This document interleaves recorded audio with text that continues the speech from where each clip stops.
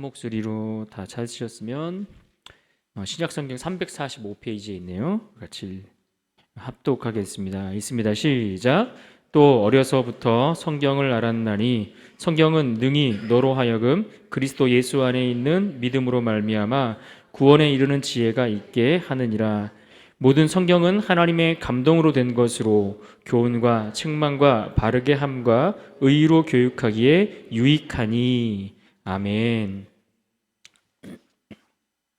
자, 오늘은 우리 강의 7번째 시간입니다. 7번째 시간입니다. 그 얘기는 오늘 지나면 3번만 더 하면 끝이 난다는 얘기네요. 네, 감사합니다. 우리 화면 좀 띄워주시겠습니까? 침묵에도 뜻이 있다. 우리 신구약 중간기.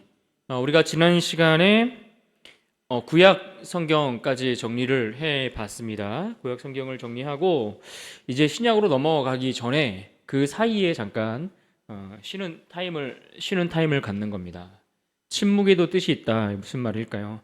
우리가 성경을 우리가 공부를 할 때 신약과 구약이 나누어져 있는데 이 나누어져 있는 신약과 구약을 서로 비교해 가면서 어떤 차이가 있고 어떤 관점으로 이 신구약이 나눠져 있는가 이런 것들을 살펴보는 것들이 굉장히 우리에게 유익하고 도움이 됩니다. 오늘 우리가 읽었던 말씀처럼 모든 성경은 하나님의 감동으로 되었다.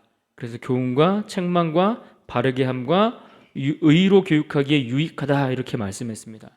그래서 이 신약과 구약이 분명히 다른 차이가 있고 구분되어 있지만 이 다른 차이들은 의도적인 차이들이 또 드러나는 부분들이 있습니다.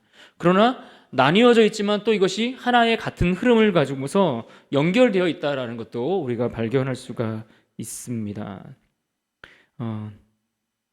그래서 구약에서는 주로 이제 성부 하나님 세상을 창조하시고 또 그 세상을 어떻게 인간과 함께 이 세상을 출발하게 하시는지 이제 그러한 내용들이 기록되어 있다면 이제 신약으로 넘어가면 성부 하나님보다는 성자 하나님의 모습이 더 많이 나타나죠. 그래서 실제로 성자 하나님이 이 땅에 인간의 몸을 입고 이 땅에 오셔서 이루어지는 일들을 다루는 것들이 신약이다 이렇게 이야기를 할 수가 있습니다.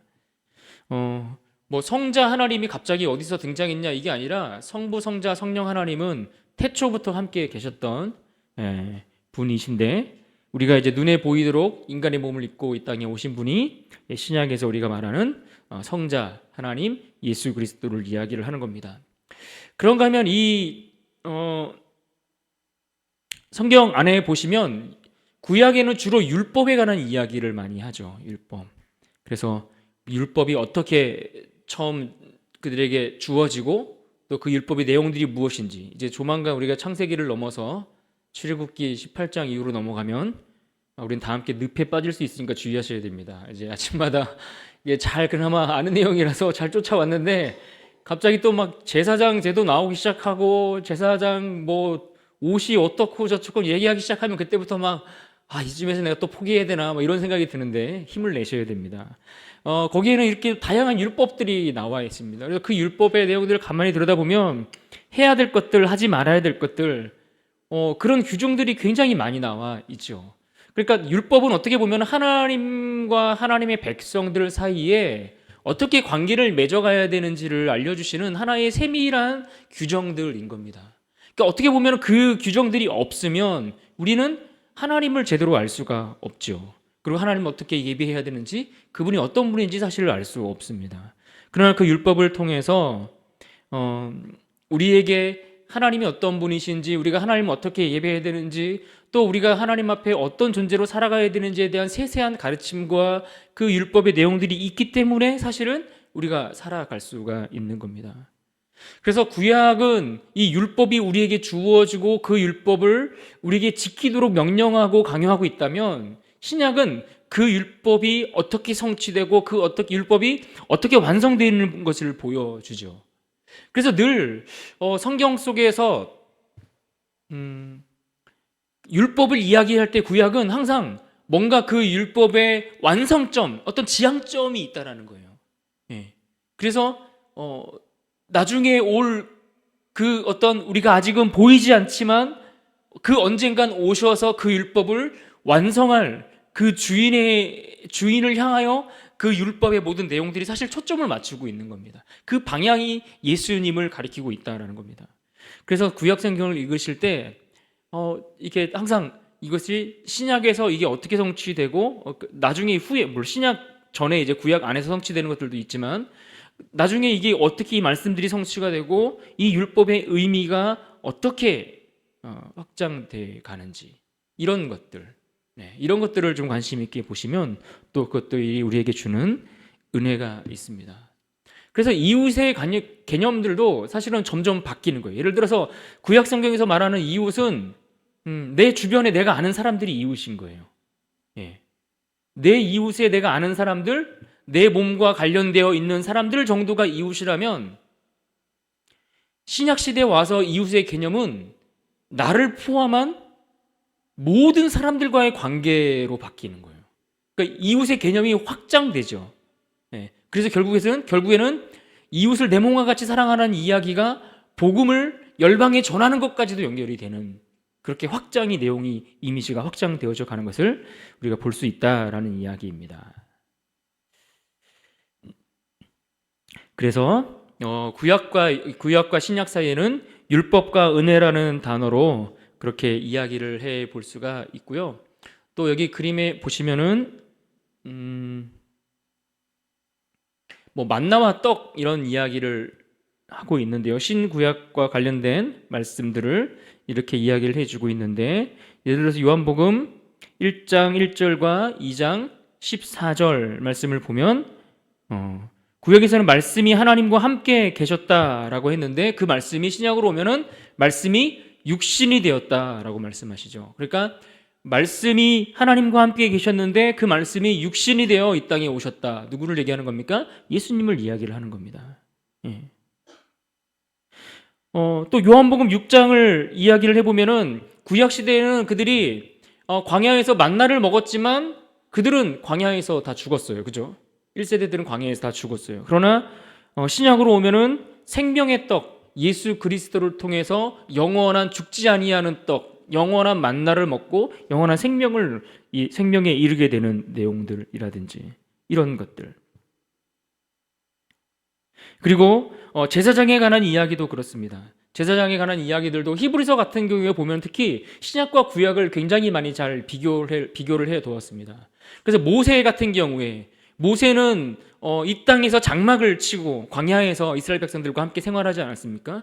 근데 모세가 이스라엘 백성들과 함께 쳤던 그 장막은 결국 하나님이 예수 그리스도를 통해서 완성하실 하늘 장막을 예표하는 것에 불과하다. 이런 것들을 이렇게 신구약이 연결돼서 보여주는 장면들. 근데 히브리서 기자가 또 하나 이야기했던 것들, 가나안 땅에 이스라엘 백성들이 누가 이끌고 들어갑니까? 지도자가 누구였습니까? 여호수아. 그래도 우리 처음 여세는 누굽니까? 근데 여호수아는 알겠고 모세는 알겠는데 합쳐서 마음이 급해서 여세라고 그러셨는데, 그래도 조금 반응이 조금 빨라지셨어요. 이게 시작할 때보다. 전에는 한참 생각하다 대답하셨는데, 여호수아가 가나안 땅에 이스라엘 백성들을 데리고 들어가지 않습니까? 근데 그 가나안 땅에 그들이 약속의 땅에 들어갔음에도 불구하고 그들은 그 땅에서 다 죽었어요. 그죠? 평안한 안식을 누리지 못했다는 얘기예요. 왜냐하면 실제로 가나안 땅에 들어가서 싸웠던 그 이야기를 들어보면 그냥 그 땅에 들어가서 그냥 죽을 때까지 그냥 땅 차지하기 위해서 싸우고 지지고 볶고 하다가 그냥 끝나는 이야기가 사실은 전부였어요. 분명히 하나님이 그들에게 약속하신 땅은 안식의 땅이라고 그랬잖아요. 안식. 젖과 꿀이 흐르는 안식의 땅이라고 말씀하셨는데 그 약속의 땅에 들어갔음에도 불구하고 그들은 참된 안식을 누리지 못했거든요. 그게 왜 그런가? 참된 안식은 따로 있다는 거예요. 진짜 참된 안식은 누구를 통해서 이루어진다? 예수 그리스도를 통해서 이루어진다. 그것을 우리에게 가르쳐주고 말씀해주는 내용들인 겁니다. 그래서 특히 이제 제사 제도가 이제 시작되면 제사 제도가 가지고 있는 아주 은혜스러운 이야기들이 참 많이 담겨져 있죠. 그런데 중요한 것은 구약에서의 제사는 수없이 반복되는 희생 제사에 불과한 겁니다. 왜요? 우리가 이 죄를 단번에 일시적으로 모든 것을 해결할 수 없기 때문에 그래요. 인간이 가지고 있는 어떤 육신의 한계 때문에 그렇죠. 그래서 우리가 제사를 구약시대에 드릴 때는 어떻게 합니까? 제물을 가지고 옵니다. 그럼 그 제물에다가 누가 안수를 합니까? 제사장이 안수합니까? 제물을 가져온 사람이 안수합니까? 제사장이 안수하지 않습니다. 누가 안수합니까? 제물을 가져온 사람이 안수하는 겁니다. 왜요? 무슨 복을 내리는 거 아닙니다. 뒤에서 깜짝 놀라시는데 내가 뭐 복을 이거 아니고 제물에다가 내 죄를 전가시키는 거예요. 나쁜 놈이죠. 그러면 대신 이 죄를 전가시켜서 누가 죽는 거예요? 이 짐승이 나를 대신해 죽는 거예요. 그러니까 짐승이 사실은 나를 대신해서 죽는 거거든요. 그래서 일시적으로 죄 용서함을 받고 하나님 앞에 나아갈 수 있는 길을 허락하신 거예요. 그런데 이게 예수 그리스도께로 오면 예수 그리스도께서 이 모든 제사를 단번에 대신 짊어지시고 십자가에서 죽으시는 거예요. 그러니까 제물이 되어주시는 거예요. 그런데 보세요. 구약시대 때 우리가 드렸던 제사의 그 제물들은 인간이 드리는 그 죄인들끼리 드리는 제사잖아요. 그렇죠?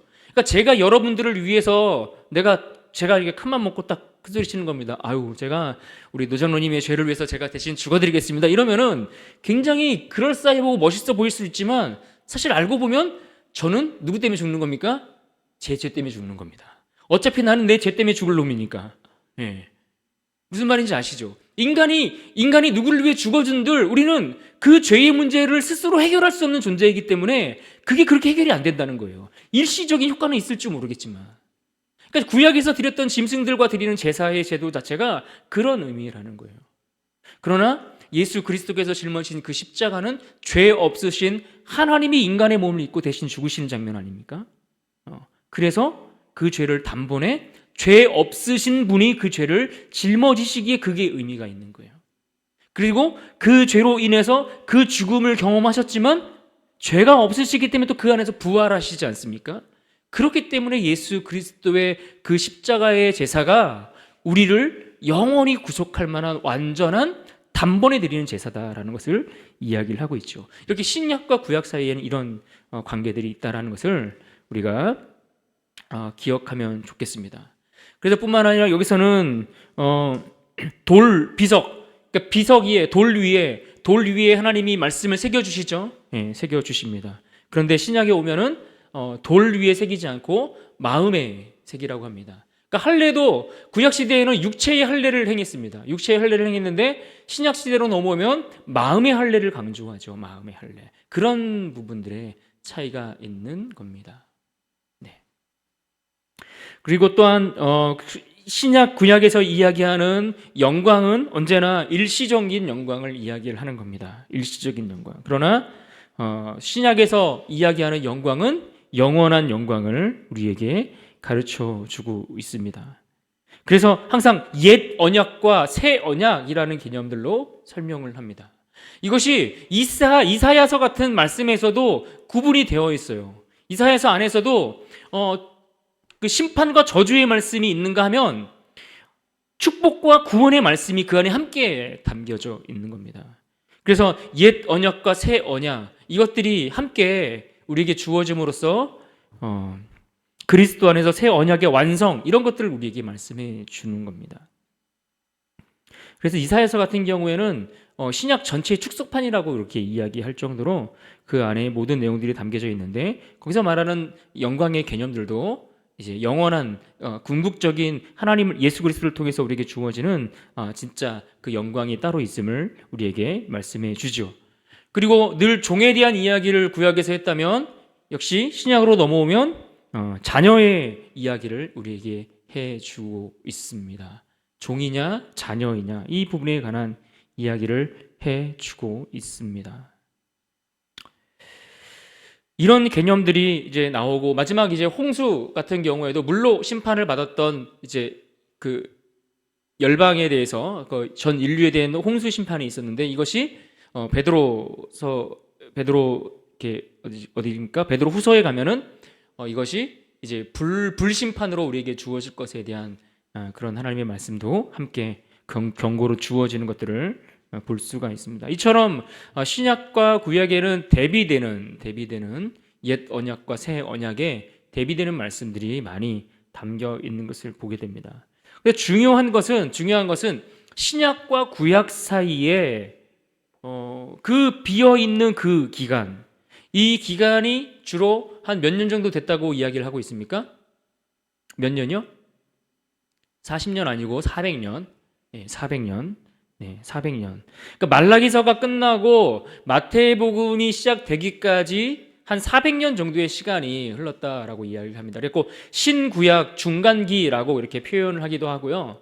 그렇게 말씀하기도 하고, 여기를 오늘 말씀의 제목처럼 침묵했다라고 해서 침묵기라고 그렇게 이야기를 해 주기도 합니다. 그런데 이 기간에는 도대체 어떤 일들이 있었는가? 그 400년의 침묵기.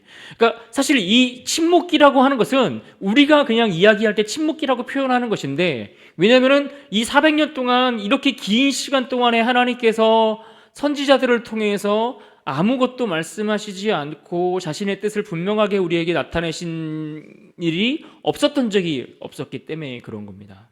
그래서 이 기간 동안에 그 말라기 선지자 이후로 어떤 그 눈에 띄는 특출난 어떤 하나님의 사람 선지자들을 통해서 우리에게 하시는 이야기들이 전달되지 않았기 때문에 여기서 우리 이제 침묵기 혹은 암흑기 뭐 이런 표현들을 사용해서 붙이고는 합니다. 그러나 과연 이 기간 동안의 침묵기라고 이야기할 수 있을까? 우리는 이 침묵기라고 불려지는 이 시간 동안에 어떤 일이 있었는가? 우리 주변에 우리 이 세상이 돌아가는 그러한 역사의 흐름들이나 이런 것들을 통해서 얼마든지 하나님께서 무엇을 하셨고 어떤 일들을 하셨는지를 우리가 생각해 볼 수가 있습니다. 특히 말라기 선지자가 이후에 사도 세례 요한이 등장하기까지의 그 사이를 이야기를 합니다. 크게 세 가지 정도로 이야기를 해볼 수가 있는데, 첫 번째는 고대 근동 지역의 어떤 정세, 그러니까 패권, 그 지역에 힘을 쥐고 있는 어떤 국가, 제국들의 어떤 패권, 이런 것들이 어떻게 바뀌어가는가를 통해서 우리가 하나 생각해 볼 수 있고요. 두 번째는 유대 분파들을 통해서 확인할 수 있습니다. 유대 분파라는 것은 이제 바벨론의 포로로 끌려간 이후에 우리가 느헤미야에서 보는 것처럼 포로들이 귀환하지만 사실은 귀환을 다 하지 못하고 정착한 많은 사람들이 있거든요. 이제 그들이 정착해 살면서 그들 나름대로의 유대인들의 삶이 거기서 이렇게 뿌리를 내리고 이렇게 정착이 됩니다. 그러면서 다양하게 그 유대인들 사이에서도 분파가 나눠지게 돼요. 이따가 보면은 아시겠지만 사두개인, 바리새인, 열심당원, 이런 말들 들어보셨잖아요. 이제 그런 분파들이 나눠지는데 그들을 통해서 하신 일들이 있다라는 게 두 번째 우리가 보는 것들이고요. 세 번째는 이 중간기 시대에 우리가 발견되어지는 새로운 문헌들이 있어요. 그러니까 성경과 관련된 하나님의 구약 성경과 관련된 하나님 말씀과 관련된 여러 가지 어떤 우리들에게 굉장히 어떤 도움을 주는 그런 문헌들이 많이 발견되고 그런 작업들이 이루어졌죠. 이제 이런 것들을 통해서 우리가 생각해 볼 수 있다라는 겁니다. 그래서 이 세 가지를 잠깐 우리가 짧게 살펴보겠습니다. 오늘은 다음 순서도 있고 해서 최대한 짧게 시간을 훅 지나가도록 제가 한번 해보도록 하겠습니다. 자꾸 또 너무 제가 반응하시니까 제가 어떻게 또 해야 될지 참 이게 그런데, 자, 그 첫 번째를 시작하려고 하는데 눈을 뜨고 이제 지금부터 들으시면 됩니다. 지금까지는 이제 눈을 감고 계셨어도 괜찮은데 지금부터 눈을 뜨라고 사실 얘기하는 겁니다. 자, 먼저는 중간기 고대 근동의 패권을 우리가 살펴봐야 되는데, BC 900년경 아시리아라고 부르기도 하고 아수르라고도 부르는데요. 이 아수르 제국이 고대 근동 지역의 패권을 장악하죠. 그러니까 그 일대에 전 세계를 호령했던 나라가 이 아수르라는 나라입니다. 근데 이 아수르 제국이 몇 년도에 722년에 북이스라엘을 완전히 점령하게 됩니다. 이게 지도를 보시면 아시겠지만 저렇게 분홍색으로 표시된 지역이 전부 다 아수르 제국의 손아귀에 들어가 있는 지역들입니다. 그러니까 이 세력 안에 그 당시로 치면은 거의 전 세계라고 봐야 되는 거예요, 그렇죠?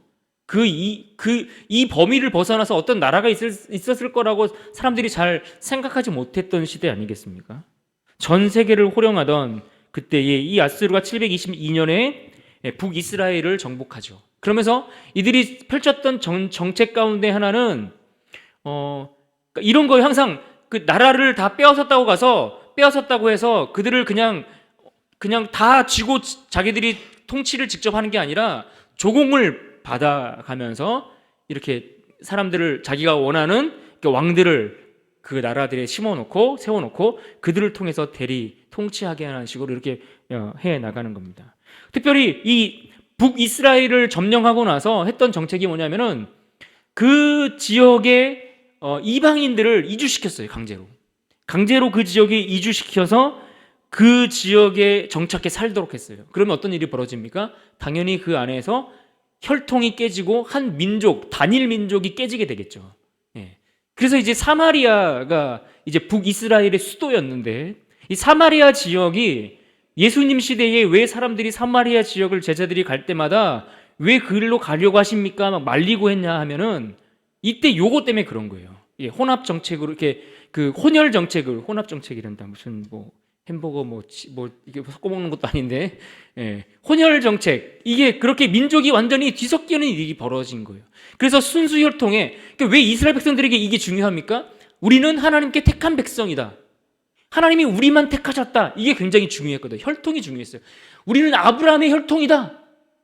우리 조상이 누군지 아냐? 올라가면 아브라함이야. 너만 아브라함이야. 나도 올라가면 아브라함이야. 그때 당시 다 막 그런 거예요. 그죠? 근데 그게 깨진 거예요. 예. 순수 혈통이 깨지고 예. 민족들이 혼혈되면서 예. 인종 혼혈족들이 만들어지는데 여기가 그래서 이제 사마리아인들이 그렇게 생기는 겁니다. 그런데 실제로 이 아수르가 언제까지 그 시기를 유지하는가 하면 오늘 책에 보면은 139페이지 정도에 보시면은 그 내용이 나와 있는데 근동의 패자로서 아수르의 세력은 BC 612년 그러니까 612년이면은 BC 722년과 BC 612년 아유 발음도 되게 어렵네요. 몇 년 정도 차이가 나는 겁니까? 네 그렇게 뭐 한 110년 정도 뭐 이렇게 차이 나는 거죠. 네. 그 근간에 패권이 이 아수르가 멸망하고 새로운 신흥 제국이 등장하는데 그게 바로 바벨론인 겁니다. 바벨론이랍니다. 아유 발음도 바벨론이 등장하는 겁니다. 그래서 586년에 남유다가 바벨론에 의해서 멸망하게 되죠. 예, 멸망하게 됩니다. 그래서 북이스라엘은 아수르에 의해서 멸망하게 된 거고 남유다는 그렇게 시간이 지나면서 점점 패권이 바벨론 쪽으로 넘어갔기 때문에 바벨론에 의해서 586년에 멸망하게 되는 겁니다. 예. 그리고 이때 그 586년에 예루살렘의 성전과 성벽이 완전히 파괴됩니다. 그리고 그때 포로로 끌려갔던 사람들이 이제 유명한 사람들 중에 다니엘, 예, 그죠? 예, 이런 사람들. 예. 그래서 또 다니엘서에 보면은 다니엘이 이 바벨론의 패권이 넘어가고 그 왕자를 넘겨줄 거란 내용들이 또 그 내용들 중에 나오거든요. 그러면서 이 패권이 바벨론에서 누구에게로 또 넘어갑니까? 예. 페르시아로 넘어가는 겁니다. 페르시아. 그러니까 이스라엘이 바벨론 포로로 끌려가서 70년 생활을 하게 되는데 그 어간을 생각해 보면 이스라엘이 망하고 한 50년 정도 지나고 한 5, 60년 정도 지났을 쯤에서 이제 패권이 페르시아 제국으로 넘어가고 페르시아 제국에 넘어갔을 그때의 고레스 칙령이 떨어짐으로써 그들이 포로에서 고국으로 돌아오고 귀환을 하게 되는 겁니다. 그래서 페르시아의 초대 왕이었던 고레스가 바벨론의 포로로 잡혀갔던 유대인들을 놓아줌으로써 이스라엘의 귀환이 그때 시작되고 고국으로 돌아와서 그들이 성전을 건축하고 재건하고 성벽을 재건하는 일들이 시작이 되는 겁니다. 그러다가 이 페르시아 제국도 그렇게 오래 가지는 못합니다. BC 536년부터 오늘 책에 보면 BC 332년까지라고 그렇게 기록되어 있는데 이 BC 332년에 가면 어느 제국이 힘을 얻게 됩니까? 그리스 제국으로 넘어갑니다. 그렇죠? 그리스 제국으로 넘어갑니다. 이 그리스 제국 시대에는 어떤 일들이 있었는가? 그리스 제국하면 이제 알렉산더 대왕이 생각납니다. 우리가 학교에서도 우리 학생들이 이제 배우게 되고 많이 듣게 되는 이제 알렉산더 대왕이 나오는데 그때 당시 이제 헬라 문화가 이때 급격하게 그 문명이 발전하고 확산되는 일이 생깁니다. 그러면서 가장 중요한 역할을 했던 것 중에 하나가 무엇이냐면 그 헬라 문화가 확산되면서 세계의 언어 중에 헬라어가 굉장히 중추적인 역할을 하는 그런 시대가 이 시대에 도래하게 되는 겁니다. 그러니까 무슨 얘기를 하는지 여러분 이해하십니까? 그러니까 제국이 자꾸 바뀌면서 이 고대 근동 지역의 패권이 바뀌면서 신약 시대로 넘어갈 조짐이 역사의 흐름 속에서 준비되고 그것들이 움직이고 있다는 것을 우리가 볼 수 있는 겁니다. 그래서 이 헬라어가 세계적인 언어가 되었다는 이야기는 무엇이냐면 나중에 성경이 헬라어로 기록될 수 있는 기반이 이때 닦여지는 겁니다. 그러면은 전 세계적으로 헬라어를 썼다는 얘기는 이 성경이 기록되었을 때 이 성경이 전 세계적으로 복음이 퍼져갈 수 있는 기초를 닦는 역할들을 하죠. 예. 실제로 그 루터나 칼빈이 우리에게 종교개혁을 일으켰을 때에도 가장 혁명적인 역할을 했던 게 뭐냐면은 종교개혁자들 시대에 가장 그들의 힘을 실어줬던 역할이 뭐였냐면은 다른 여러 가지가 많이 있었지만 또 하나가 뭐냐면은 인쇄술이 발전하는 거였어요. 인쇄술. 예, 그쯤에 인쇄술이 급격하게 발전하면서 이 판으로 인쇄를 막 찍어내는 그러한 기술들이 발전하기 시작했거든요. 그러면서 급격하게 루터나 칼빈이나 이런 종교개혁자들이 썼던 성경 번역들이나 이런 그들이 그때 당시에 누구나 쉽게 접할 수 있는 그러한 그 언어들로 번역된 것들이 급격하게 퍼져가면서 종교개혁이 성공할 수 있었거든요. 그러니까 언어는 그렇게 중요한 역할들을 하는데 이 그리스 제국 시대에 그런 일들이 이루어졌다라는 겁니다. 그러다가 이 그리스 제국이 어디로 넘어갑니까? 네, 로마 제국으로 이게 아니죠. 로마 제국으로 넘어가게 되는 겁니다. 그래서 결국 로마 제국으로 넘어가고 이 로마 제국에 의해서 로마 제국으로 넘어갈 즈음에 유대인들이 자치를 구현하려고 시도는 했는데 사실 쉽게 시도가 되지 않고 금세 그 로마가 팔레스타인을 정복하러 나섬으로써 금방 이제 그들 가운데 점령이 되고 이제 속국이 되어서 그렇게 시간들을 보내게 되는 겁니다. 그러면서 이 로마 제국 시대에는 예수님이 이제 그 시기에 오시는 거잖아요, 그죠? 네. 그런데 중요한 거는 그 시기에 어떤 일들이 이루어졌는가? 전 세계의 모든 길은 로마로 통한다라는 말들이 있지 않습니까? 그러니까 그 정도로 전 세계를 하나로 묶어버리는 그러한 역할을 이 로마 시대에 이루어지는 겁니다. 그래서 이 로마 시대에는 로마를 거쳐가면은 전 세계 어디든 다 연결해서 소통이 될 수 있을 만큼의 그러한 어떤 네트워크가 연결되는 시대가 된 겁니다. 그리고 실제로 이것들을 활용해서 예수님이 승천하신 이후에 사도들이 복음을 전할 때 이 루트와 이 통로들을 가지고서 복음이 전해지고 교회가 세워지고 오늘날에까지 이 교회가 오도록 그것들이 역사되었다라는 이야기입니다. 그래서 특히 이 로마 시대에 가면 전 세계를 그렇게 로마가 쥐고 통치를 했는데 그때 당시를 생각해 보면 또 대부분의 그 몇몇 그 계층을 제외하고는 아주 극심한 경제 불황에 시달리던 시대였습니다. 심지어 여기 기록에도 보면은 노예가 그렇게 많았다고 하죠. 3명 중에 2명이 노예였대요. 예. 그럼 들고 일어나도 노예가 이기는 거 아닙니까? 2대1인데. 예. 근데 그걸 당하고 있었네요. 예. 그 정도로 심해졌고, 그 다음에 이제 그 로마 시대 때 이제 역사책들을 보면은 얼마나 그 지독하게 세금들을 뜯어냈는지를 우리가 역사 문헌 속에서도 발견하지 않습니까? 그리고 다양한 신들, 그러니까 우상이 그렇게 가득 찼던 시대였습니다. 그러니까 그러한 시대, 그러니까 정말 이제는 가난과 괴로움이 극에 달하는 시대.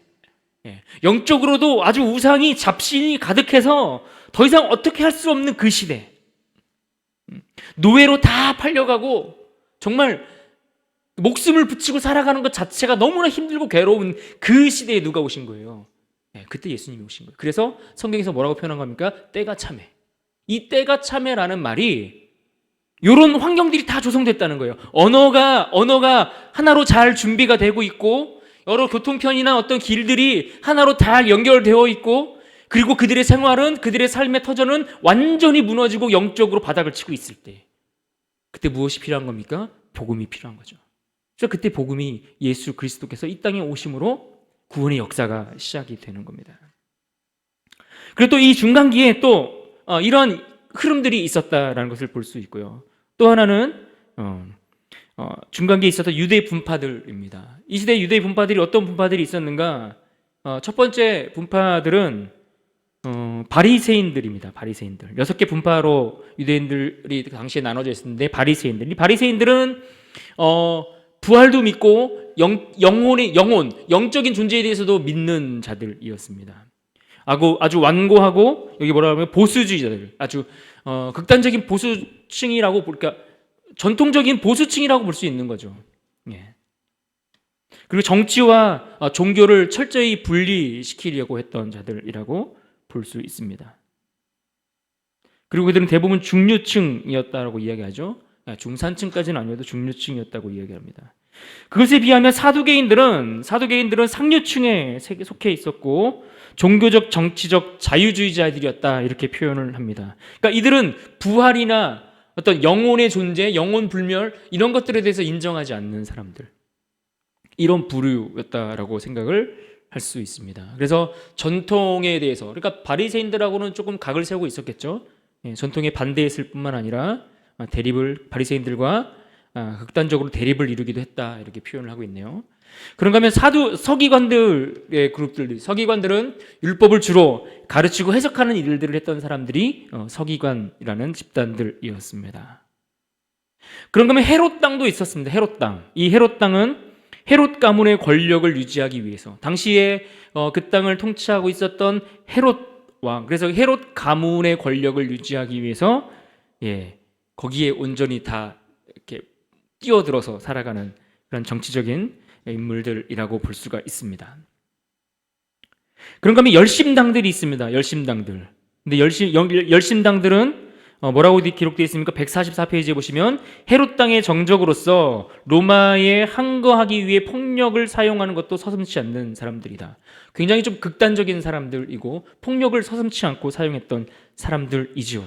근데 이런 사람들이 사이가 서로 안 좋은데 예수님을 고소하고 심판하는 날에 뭐라고 합니까? 서로 사이가 좋아졌다, 친구였더라, 뭐 이런 얘기가 말씀이 나오지 않습니까? 그러니까 그런 배경들을 이야기를 하는 겁니다. 그러니까 정치적으로나 종교적으로 입장차가 분명하고 달라서 서로 가깝게 지낼 수 없었던 종족 사람들이었는데, 그런 집단들이 예수님을 십자가에 다는 일에는 하나가 되어서 친해졌더라, 뭐 이런 이야기가 성경에 기록되어 있는 것을 보게 되죠. 자, 그런가 하면 또 하나, 둘, 셋, 넷, 다섯, 마지막 6번째죠. 6번째 그 분파는 에세네파라는 분파입니다. 사회로부터 고립된 극단주의자들.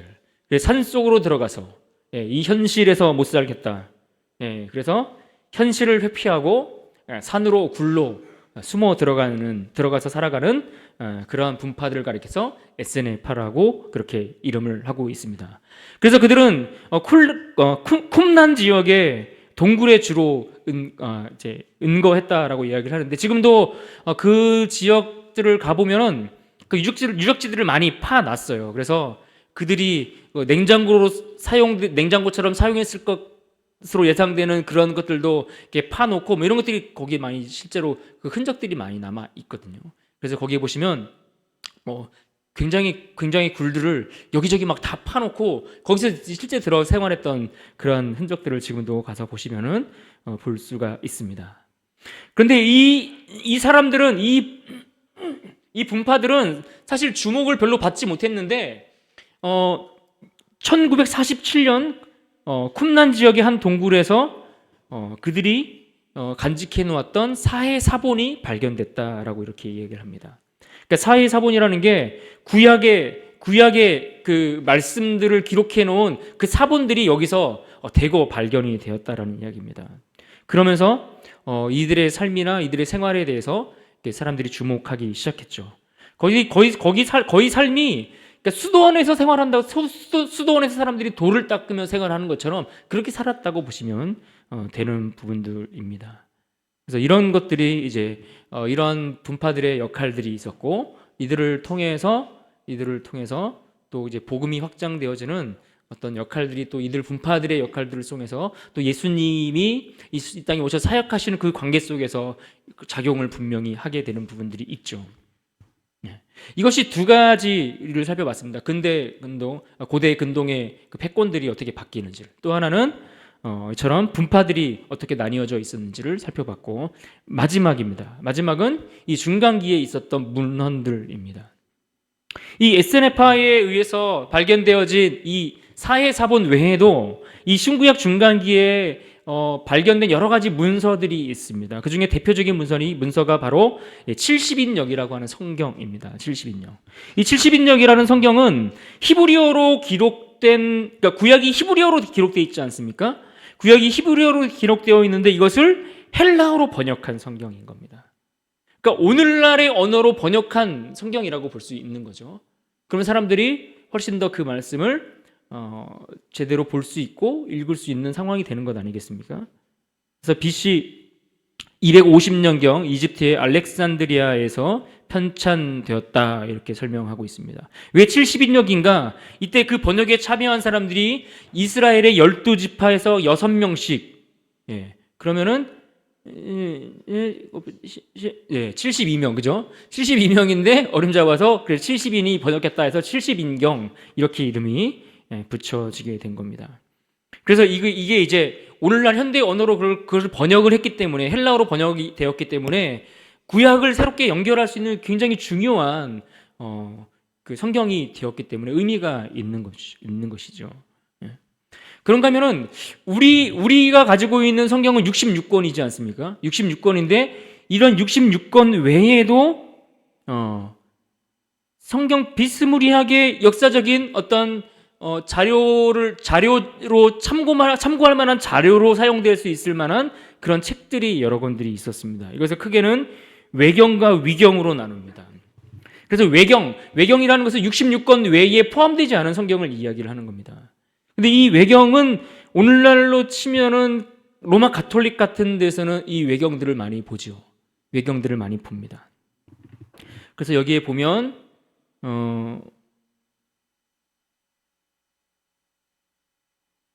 66권 외에 15권 정도의 외경이 이 신구약 중간기에 역사적 정보들을 제공해 준다 그렇게 이야기를 하고 있죠.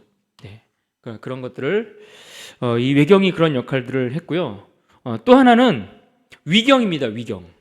그러니까 위경이라는 것은 외경보다는 좀 더 신빙성이 더 떨어지는.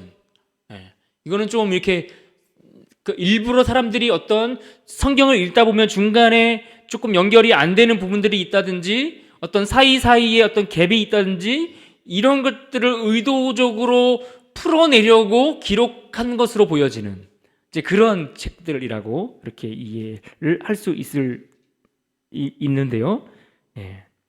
그래서 여기에 보면은 중간기에 7개 정도의 위경이 있다고 얘기를 하는데 책에 보면은 예를 들어서 솔로몬의 시편, 에녹서, 모세 승천기, 이사야의 순교와 승천, 희년서, 11의 신탁, 12족장의 유언, 이런 책들이 위경이라는 위경으로 분류돼서 그런 역할들을 했다라는 겁니다.